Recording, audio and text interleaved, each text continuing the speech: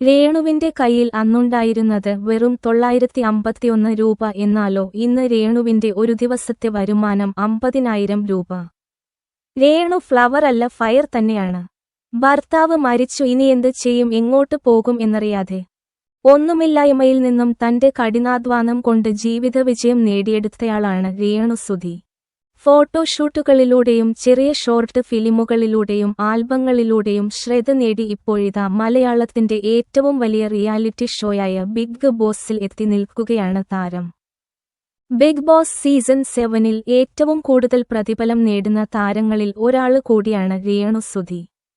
രേണുവിന്റെ അടുത്ത വൃത്തങ്ങളെ ഉദ്ധരിച്ചാണ് ഇപ്പോൾ റിപ്പോർട്ടുകൾ പുറത്തുവരുന്നത്. ബിഗ് ബോസിലേക്ക് വരുന്നതിന് ഒരുപാട് വർക്കുകൾ ഉപേക്ഷിക്കേണ്ടത് കൊണ്ട് തന്നെ രേണു സുധിക്ക് വമ്പൻ ഓഫറാണ് ലഭിച്ചത് എന്നും സൂചനയുണ്ട്. ഓരോ ദിവസവും 50,000 രൂപയാണ് ബിഗ് ബോസ് ഹൗസിനുള്ളിൽ രേണുവിന് ലഭിക്കുകയെന്നാണ് വിവരം. ഏതായാലും ഇപ്പോൾ ബിഗ് ബോസ് ഹൗസിലുള്ളതിൽ സോഷ്യൽ മീഡിയയിൽ ഏറ്റവും കൂടുതൽ റീച്ചുള്ള താരം രേണുവാണ്. ആയതിനാൽ രേണുവിനായിരിക്കും കൂടുതൽ പ്രതിഫലം എന്നാണ് പറയുന്നത്. കൂടുതൽ വാർത്തകൾക്കായി ചാനൽ സബ്സ്ക്രൈബ് ചെയ്യുമല്ലോ.